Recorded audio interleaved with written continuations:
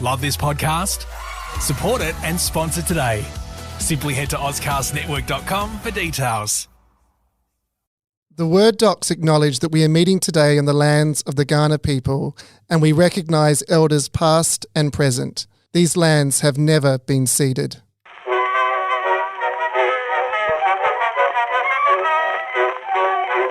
Why don't you write when you don't need money, honey? That would certainly make a hit. Welcome back to Word Docs, and I'm your host today, Dr. Amy Matthews, and I am joined by Dr. Sean Williams. Hi, Amy.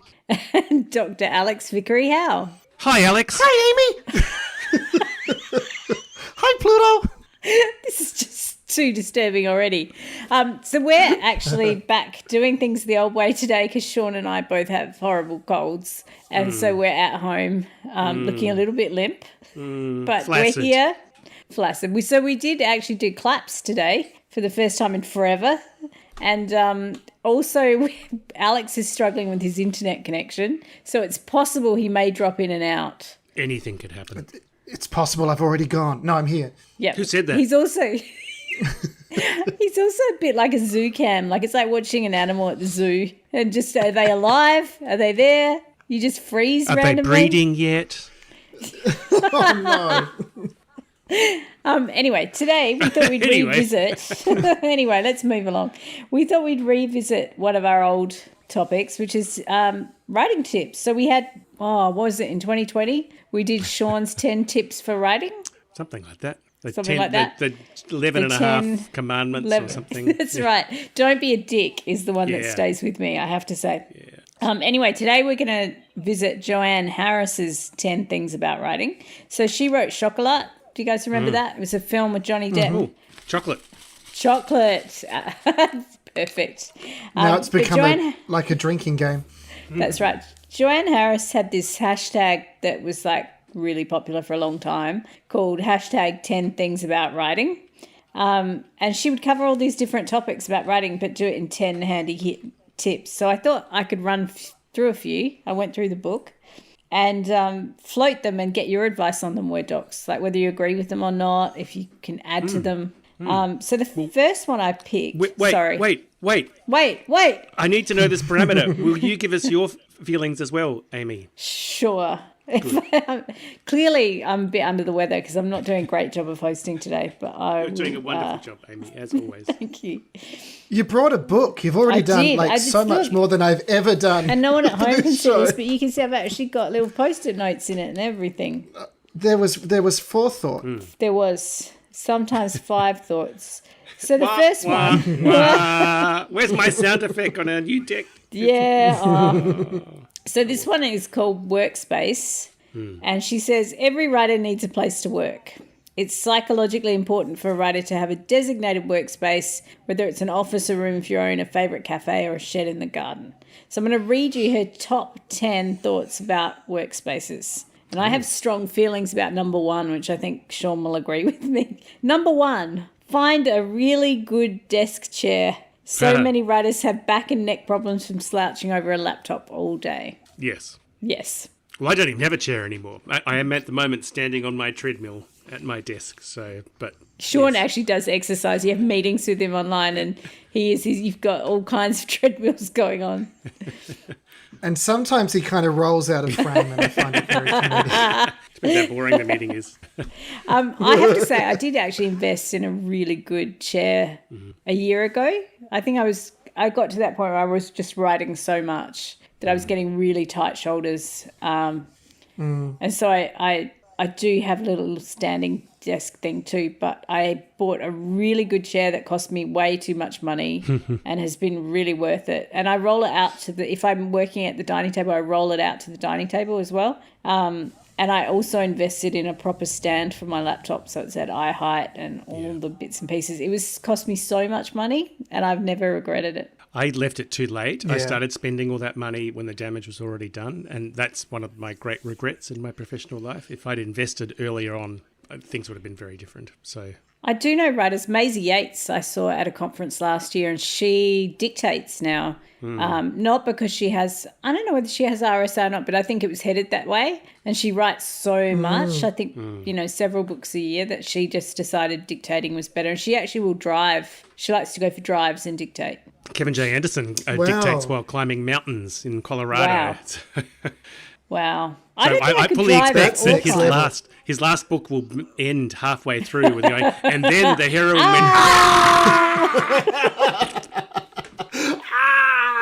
I love that we started with comfy chair and ended with climbing mountain. Kevin, we love you. We don't want you to die. I don't think I could drive or climb a mountain while writing. I'd get too inattentive. Yeah. All right. So I couldn't climb a mountain while doing nothing else. That's well beyond my capabilities as a human. all right. What is your death chair situation like? Sorry, we haven't got Alex's feedback. Oh, sorry. Well, I'm between houses, so I will buy. I'm going to buy a really lovely chair. The physio. This is top shelf podcasting. The physio said that my back pain comes from my mouse hand. If that makes sense. Have you got little mouse hands like a raccoon? Like there. That's my Can problem. I hear more about this? Because I get pain. I wonder if it's my mouse hand. I don't know. What's the muscle in here called? Sorry, no one can see what I'm pointing to. The but lat? like your inner armpit. I don't know. I think it might be your lat or something.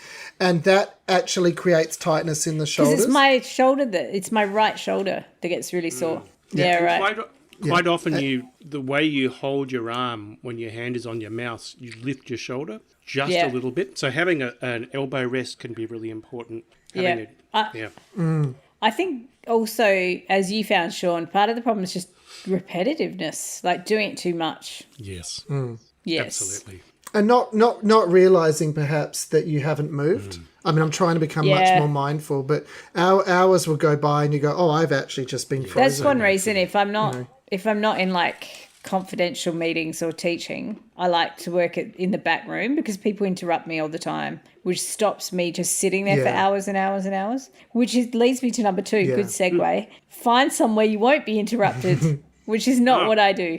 Huh. Yeah, I don't mind being interrupted. I quite like it. I feel connected to the real world. Otherwise, I'll vanish into the void of my mind, and that's bad. Do you have a period of the book where you have to not be interrupted, though? Because I think maybe at the beginning and then maybe right at the end, I don't like to be interrupted. Yeah, it's probably scattered across the book. If I'm really struggling with something, and I'm often struggling with the beginning and the end, then it's nice to have those moments. But then sometimes I find it good to have perspective on what I'm writing, even when I'm in the middle of writing it, and being interrupted can help me give that perspective. Yeah. And Alex, you tend to write at night, right? So you... I tend to. I actually stayed up till about 2 or 3 this morning, and my partner and I in this very small Airbnb, and I was very conscious because she's fast asleep, like literally a meter away from me, and then the dog's here too. So I was like a robber in my own home. Then I decided I want a coffee at 2 a.m. and had to sort of take the kettle to the bathroom and tried to be very. So none of this is ideal, but I can enter the void of my own mind. He's frozen. He's gone easily. panda on us. Oh. You went panda. You went away. I'm back. I'm glad you're back. What did I say? Did I get as far as I'm a robber in my own? Versions. Oh, yes. So everybody listening to this at home will be wondering why we're talking about Alex Frozen. Because they can hear him. What verb am I trying to say? Frozen is good. I think it's great because I said I can go into the void of my own mind, and that's when I froze on the screen. So there you go. All right, number 3 is turn off your phone and log off the internet. Yeah, that's general advice. I don't. I never do it. Same. It's excellent advice, but I log off the internet's hard because you might need to research something. Yeah, I think also, but maybe this is why writing has gotten harder. I feel like I find it, like I'm so busy, I find it really difficult these days. But I do like to jump online every now and then. Like, I don't know whether it helps with my anxiety or it's like a refresh button. I don't do it on my computer. If I want to refresh, I will take my phone downstairs and lie on the couch and put a timer on and then ignore the timer. That's good. And then wake up an hour later. Then get some chocolate and then ignore the timer. You know me so well. Good writing. See, okay, number 4 is... Sorry, Alex. I was just going to say, I go down internet rabbit... Like, I'll just try and find Okay, so yesterday I was looking up John Major, the ex-British Prime Minister, because I compared a character to John Major and then wanted to know whether that comparison was fair. What I had in my mind. So then I ended up watching 5 YouTube videos of John's speeches, reading about all of his policies, and before you know it, an hour or two's gone by for what would ultimately be half a sentence. Yeah, well, I do that a lot. Or like you might do, my last book, every chapter was in a different time and place. And so I had to do all of this research. And then some of it, like you said, it's like, half a sentence or a word, or it's just to try and fix it in your head so you can choose what you're going to refer to or not. So you do jump online a lot, I find. And I'm a big fan of the define function on Google. So I always think, would this word be right? And so I go, define onomatopoeia. And Google says, that is what you thought. Well, that is not what you thought. I'm also... I've never done that. Yeah. Oh, define is a writer's best friend. It's fantastic. And I also am often Googling grammatical rules because I always forget affect or effect or blah, blah, Yeah, blah. I do too. Effect is hard. So I'm going to rocket through the rest and then we can come back to the ones you find interesting because I've got others I want to get to. So number 4 is check the temperature. Don't have it too hot or too cold. Yep. Number 5, if you're working from home, try and get rid of clutter because it's stressful and distracting. Oh, Number I'm looking 6. around my cluttered office. My office is so cluttered. So many books. Go for a walk. I know Alex likes that one. Yes. I do it while I'm writing. Yeah, you do. You're on the treadmill. You're way ahead of us. Make sure you have enough natural light so you don't feel lethargic. No, dark. Remove the better. Yeah, Sean's in a very dark You've got place. right? Is that He's in his frosted cave. glass or you got blinds? No, blinds are down. Right. If I open the blinds, you'd be blinds. blinded. Our study's quite dark, but I like working out the back and the light. Remove any reminders of your space of any other things you have to do. I do find that's why I don't work at my desk because that's it's hard. covered in work Post-its. Yeah, right. I think that's can't very work hard. At uni either. I cannot write creatively at uni. No, I can't work at uni. No, that's just a non-starter Number for 9. me. This is, I should do this. Plan your snacks in advance. It's very easy to either miss meals or to be making toast every 5 minutes. Neither is helpful. I forget to eat. Yeah. That's good. That is very Number good. 10. Have a bottle never of do water it, on but it's hand. very good. Wow. Oh, yeah. We've Okay. always got bottles of water. Well, Amy and I always do. Are you Yeah, a we do. hydro homie, Alex? No, I should be, I I suppose. always carry water with me. I'm the coffee version of whatever a hydro homie is. Well, that's a, Don't know. All right, so I'm just trying to work out what to do next because I feel like we're not going to get through as many as I wanted. So I like, how about this one? The first line of a book Oh, dear. or a story. Number 1, beware of what creative writing tutors, refer to as hooks. Yeah. So apparently it's important to grab your reader's attention, but you don't want to leave them feeling cheated. And it can be too cheap a device to attract attention. What do you think of that? Beware of hooks. so a hook that doesn't have a payoff. I guess so. So I may have said this in the past, and I Yeah. apologise to any listeners for my faulty memory, but Tim Powers, the great American contemporary fantasist, talks about this, and he says you can see writers trying too hard to create the most amazing hook, and he has this great example of Albert Einstein swinging through the window with a dagger through his teeth about to kill Hitler, and it's like the most amazing opening that the rest of the book can't deliver on. It's too much. It's That's too like, insane. Whereas Vonnegut says just have a character want something, even if it's a glass of water. I think that was Vonnegut. Yeah. Someone said that, and that's enough of a hook. Do they Because get it's the like water? action films, right? They're Yeah. now, that Yeah. like since the 80s have Cold started opens. with like a big set piece. And then it's like, well, it's all downhill from here. Apparently, the new Indiana Jones film starts with 25 Any Bond minutes of film. de-aged Harrison Ford. Like, how are they going to top that in the rest of the film? Is he just going to be sipping a cup of Yeah. tea in his Depend? I'm looking forward to that, though. I think just Yeah. I remember the Okay, days. number I 2. remember. Ideally, your reader should be drawn into your story before they even realise it's happening. Yes. Well, that seems pretty self-explanatory. Yeah do an How, instruction how do you manual. do that? No. How do you do that, That's writers?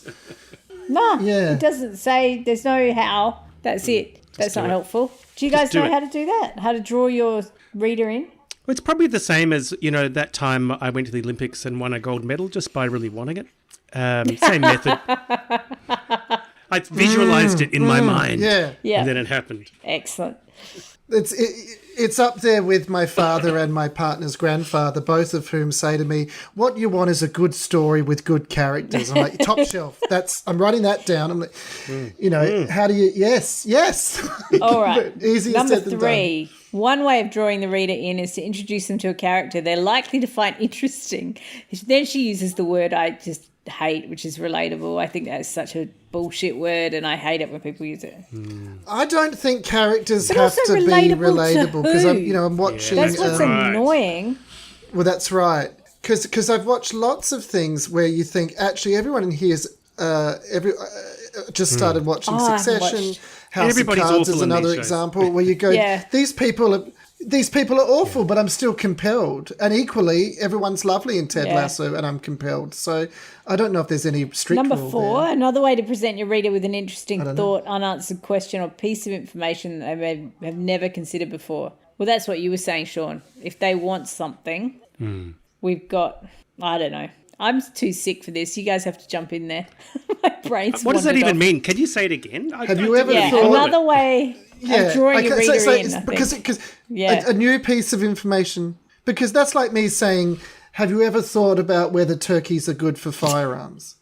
I mean, there's some new thoughts in that Did you know question, but that the where Mount do I go Everest from is there? exactly 10,000 feet tall? And when they surveyed it, they made it 10,002 because they thought no one would believe it because it's too round a number. That's not a good way to start a novel. No. Terrible But way I to start guess- a novel. It's true. I guess the true? unanswered question is getting to what you... the unanswered question is I'm getting in. to what you were saying with them wanting something. Like, are they going to get the thing they want? I don't like this one. Can I abandon halfway through? I'm just going to abandon that one. Oh, yeah. We don't want to just slag her off. I mean, some people might find that that one, helpful, and yeah. It's not good Yeah. if we just slag it off. How about feelings? Feelings. Let's talk about Well, I've got feelings. some feelings. How about One of the feelings? most challenging things about writing a story is about how to make the reader feel what the author wants them to feel, right? So about how we can make them feel. I've been working on this lately because I've been having to write these books where you try and make people cry a lot, which actually is really hard. Without getting completely kind of melodramatic. Yeah. You can't write like chapter 1, nobody likes you. Full Chapter stop. 2, do you know where your dog is? Alex is crying right now, live on the podcast. He's actually looking around for his dog. That's what he's doing. He's frozen. He really She's has asleep. gone off. She's asleep. Oh no, poor Alex. He's gone pet. You're back. Yeah. Well, Am I back? Your face isn't yet. Oh, there you are.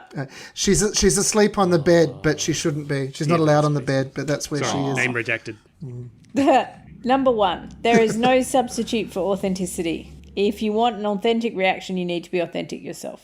How does that work in like the fantasy Well, I genre? think for me, or I the think feelings probably are because authentic? I think actually you can't really write a very emotional scene unless you're feeling it, in my opinion. I think otherwise it feels wooden or, like it's bad writing, I think. For me, I know for me that if I can pick a scene where I'm faking it versus where I've actually got myself, it's a bit like being an actor, I think. You can fake it, but I think if you can get yourself into the emotional position, the writing is better for it. Actors often say, Yeah. I'm in it or not in it, and I think that's the sort Do you of do that, Sean? what they're expressing. I'm not expressing an opinion because I'm not sure. Yeah, interesting. I think, and it's a bit like acting again, I think there are times you really feel it and what comes out on the page is perfect. There are times when you really feel it and what comes out on the page is terrible. And there are times when you're not feeling it and it's terrible. And there are times when you're not feeling it, but you have all these skills to make it kind of work. And I tend to judge it by how it reads after I've written it, which is, not, it doesn't disprove anything about what this piece of advice is saying. But I'm not the kind of person who'll sit there weeping at the computer if I'm writing a scene. I don't weep. But I wonder if it's something to do with how much attention you've paid, because a lot of what we do is attentiveness, right? Yes. So whether you've just spent enough time in your life being attentive to the moments when you're crying as to how it feels in your body. Yes. Because that's what actors do too, right? I saw Judi Dench on Louis Theroux. Did you get anyone see that? Yeah, Yes, I did. completely. Where she tells him talked off. about, but she Oh, tells I haven't. him I'd that love to. when she speaks to young actors. She says pretend you've got a camera in your forehead all the time. And that you're you're filming everything constantly so that if you're ever asked to draw on something, you can go back and think about the tiny gestures someone used. And I think that's true, that the skills... It's like an archive of emotional memory. And the skills you're talking about, other is partly that, is that archive of emotional memory, maybe. And those tiny details make... Because you can say, oh, he wept a million tears when his dog was kidnapped. But to the dog, this isn't... Straight away back to the dog. That doesn't mean anything, you know. It's too big. But the tiny little thing about how somebody's heart breaks, I can't think of a specific detail, you know, and that comes... Those tiny details come from observation or of yourself and of other people. Yeah. Yeah. I don't know where that point was going. Absolutely. No, it's good. I think we agree with her about authenticity, and that maybe authenticity is through your emotional archive and some specificity. Number 2, emotional articulacy. Is that a word?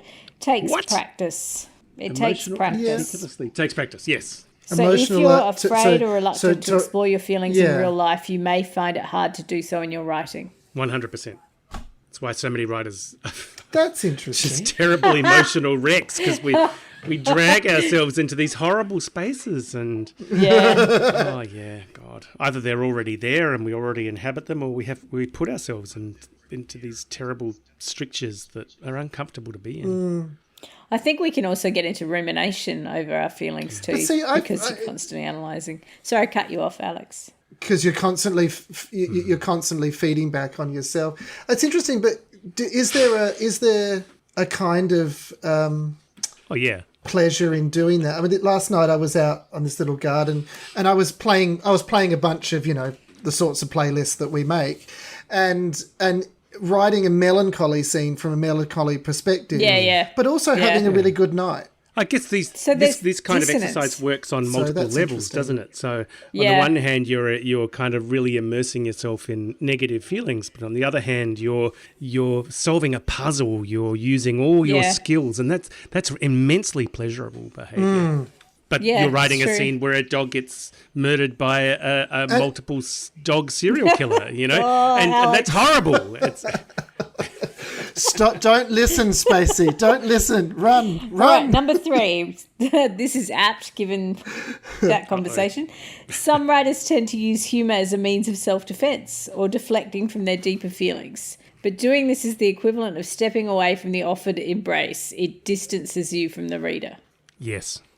That's very interesting. And what's interesting about that is I think that would be very true in the novel space, but not necessarily true in the performance writing space, where those kinds of deflections and that kind of dissonance between what someone says and what someone feels is kind of the bread and butter of performance writing. So someone, I guess Ted Lasso would be another example of this. Someone's being very jokey, but we're seeing through that person, and we see it in the performance. Whereas if you were to write it as a novel, one would assume you'd have to get into Ted's head and see that he actually is in pain. Though even in the writing of the screenplay, it would have probably given a sense of his emotions. So the writer's still not shying away from the emotional truth. Yes. Like they're using humour as a tool, but they're not deflecting. No, yes. But they're probably doing, I guess, much less work in that space. It might just be literally a word or a one-sentence guide. Whereas I think if you're writing a novel, you've really got to go, actually, I can't, once I'm in the internal thoughts of this character, I can't keep using humour forever. I mean, it's been a lesson for me that in a script I can do it I think I can do it quite well. I'll just have a line that says, someone might say a joke and you just write in a direction, but they don't mean it, full stop, or something like that. That's very minimal.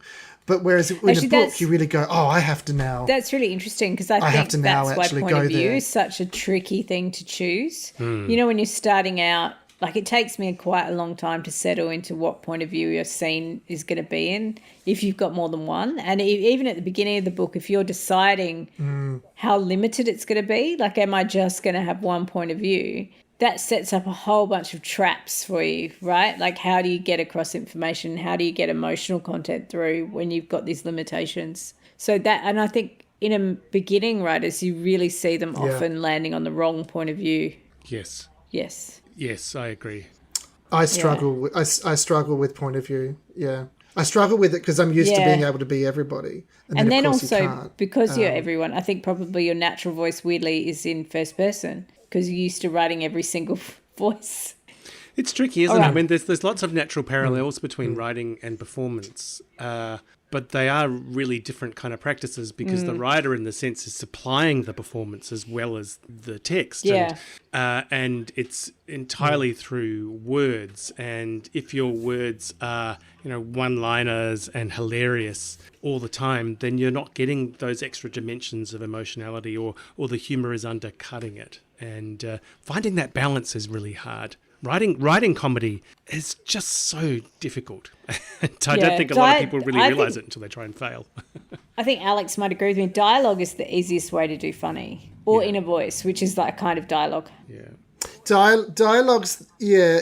I'm always interested in juxtapositions between people trying to be funny in the situation, not letting them. And that's quite a that's the space I like to live in, but it's quite difficult to.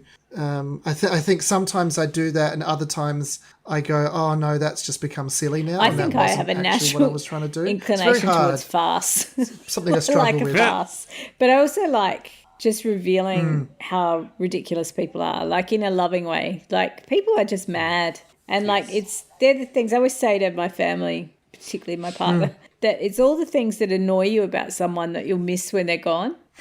So it's like I always walk around every day thinking, like if someone hasn't done the dishes, or I'm trying to think of, everyone's got their quirks, and you kind of it would be really easy to get really mad at it. But then it's like actually when you first met that person, that's some of the stuff you fell in love with. Yeah. And then when they're gone, that's the stuff you'll miss. Yeah. So you kind of have to celebrate people. When you think about your parents or your grandparents or, students, colleagues, whoever, the crazy behaviours are also the things that make them interesting as people. Yes, that's definitely true. That someone can drive you crazy and in the same moment you're really fond of them or really into them. And yeah, that's true. And you don't appreciate those things until they're gone. And then you go, I kind of... like Larry David too. Like Larry David too, right? He's like... Very profound. Be so annoying to live with, which is why he's divorced, right? But as a character, brilliant. Would spend every day watching him. I'm glad you raised character because that's the source of humour, isn't it? It's not quippy one-liners, although that can be funny, but it's character that lies at the heart of all good humour, I think. And if your characters are funny, at the same time as they're making you laugh, they can be showing you what really hurts them. And Serenity Now, one of the great comic tragic characters of all time. Yeah. And the moments where people miss each other are so fascinating to me, where people try and connect and don't quite get it right or misunderstand each other. You see that in relationships where someone makes an offer and then the other person misses it and you go, so I like where we've landed here. So she's talking about don't use humour as a self-defense or a deflection. And we've kind of landed on how humour is a kind of powerful realization of a character or a way to reveal them, so how you can make it useful rather than being a deflection. So the next one is number 4, know your limitations. If you've never experienced the feeling you're trying to describe, for example, being a parent or being in love, you may not be able to write about it convincingly. Do you know something? Lionel Shriver's We Need to Talk About Kevin is, I think, one of the most brilliant books about motherhood, and she has never had kids. And she talks about, it's really, she's a dark mother in that book, but she kind of gets at a lot of your fears about being a mother. And she talks about, she took all the fears she had and the reasons why she didn't become a mother and turned that into the character, like, what if I had one and all those things came true? And so I think, again, like with the feelings, it's like you may never have had your dog kidnapped, but you can take emotions you have had and amplify them. I feel like this is the title, the kidnapped dog. Threats. I think that I don't. I'm a little bit like Sean was earlier. I'm not quite sure how to respond because I don't know what I think. I need to digest that. I think that empathy is a big part of writing, and that there has to be an imaginary aspect to empathy. You know, if I haven't experienced something, but I try and connect it to. I mean, I've never broken my leg. That's by the by. Yeah, empathy and extrapolation. I mean, you've never had a child, Alex, but you have had a dog. And if someone were to break into your house now and steal the dog, how would you feel? You know. But do you think I kind of know what she's getting at? Yeah. Like Yes. It's harder work, isn't it? But I agree with it, like, because, you know, you can write Jurassic Park without ever having been chased by a dinosaur, right? But I do think, like, when I think about romance novels, there are some not very good romance novels I've read by people who are very, very young and have never been in love. And they just make it too perfect or too nice or too easy. You know, it's like the slug in the sky, Sean. Oh, yeah, totally. Young Sean writing about sex would be very different from a Sean who's actually had sex, I'm sure. I'm still not over the fact that the slug in the sky was a really fast spaceship. That I'm stuck back there. I can't handle that. It was an ironic name, Alex. Ironic. All right, number 5. Do your research. Study other writers. Well, we all agree with that. Read. Yeah. Number 6, look into your own past. Yeah. And seek out the events. There's like method acting again. Yes. 7, feelings often relate to sensual experiences. Use all your senses. Yep. Yeah, honest, and again, that's Sorry. not something I'm very good at, is the sense thing. And that I touched on that when we did the lecture on adaptation the other day, because performance writers in the main aren't dealing with other senses, unless you do like one of those plays where they cook on stage, which can happen. But that's a good lesson for me. I keep forgetting other senses. I suck. No. Oh, we need to get to the one on ego later. That'll build you up. Number 8 is be honest. Readers will forgive you for making them cry so long as you're heartfelt and sincere. Don't fake it. Yeah. A lot of these are kind of along the same vein, I think. Can I ask a follow-up Number question? 9 is about, sure. It feels like I'm a little kid in a class. When you say be honest, which I think is very important, be honest about the not good parts of yourself as well. Is that because I feel like I don't want to present my characters as too polished or perfect, or like sometimes some sneaky thoughts get in. This one seems to be very similar to authenticity when she's saying that trivializing your feelings or faking your feelings is a sign of a second-rate writer, which seems very close to being authentic. Whereas I like your take on it, that idea that, like I was saying, even with the romances that are too nice because you've no experience being in love, I think people are messy and difficult. Yeah. And I think you don't want to make things sort of feel fake or too easy or trivialized or... Yeah, I don't know. Because people are complicated, messy things. And we do have dark thoughts. We do. We've only got like a minute left of this episode, so I'm going to rock it through the last couple. And then I think maybe Sean we should revisit these someday. We should come back because there's a heap I haven't touched on. And I'll try and not be so sick. The Pope said to the... There's one of Sean's dark thoughts. I just lost all our Catholic listeners. Sorry, Catholics.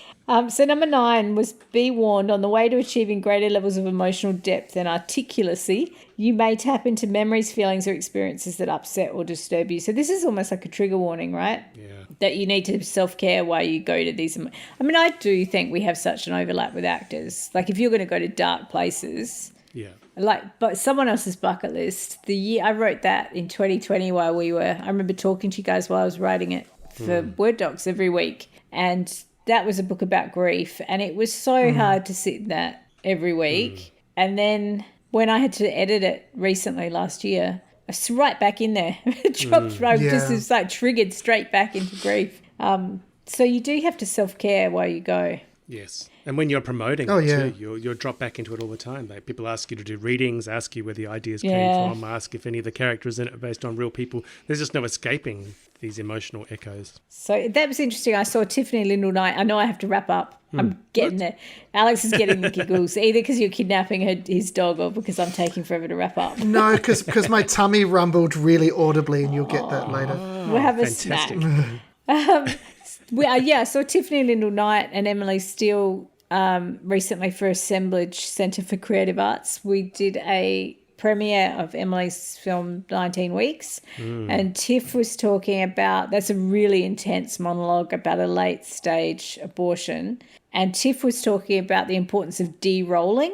So when they did the live show, she would have a moment where she'd come out and say, and I am Tiffany Lyndall Knight and I played Emily in that, like, just to de-roll publicly. And that I really thought about that, about how you could think about that with fiction.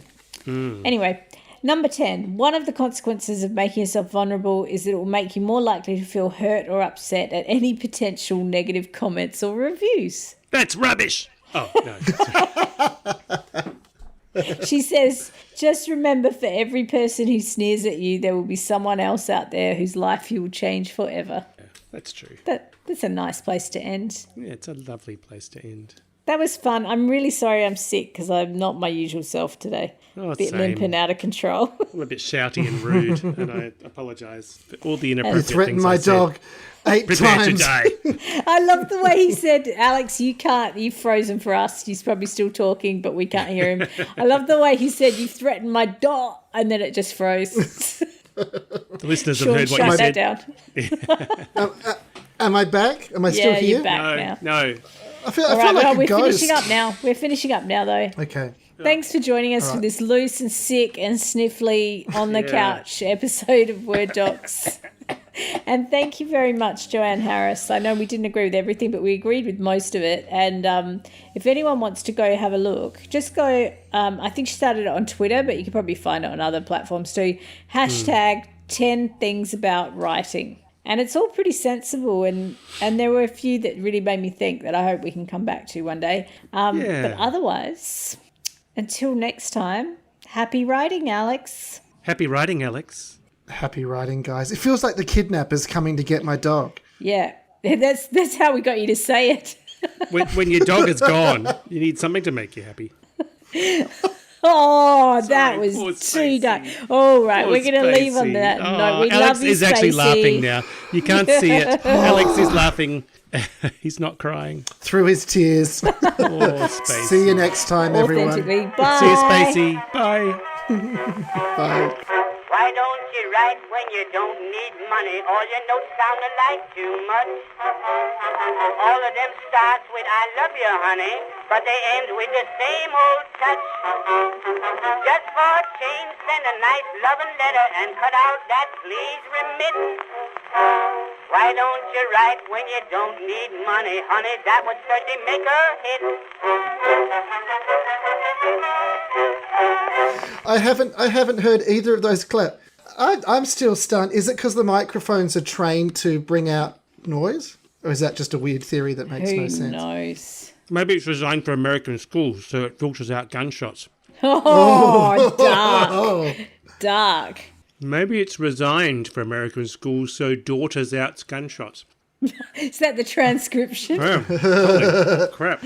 And Amy, when you said God, the transcript said dog, which I think is great. Excellent. It's censoring us. It is. I think that's deeply offensive that God became dog, and I will not be talking further with you. Hey, so did show up? No, it asterisks it.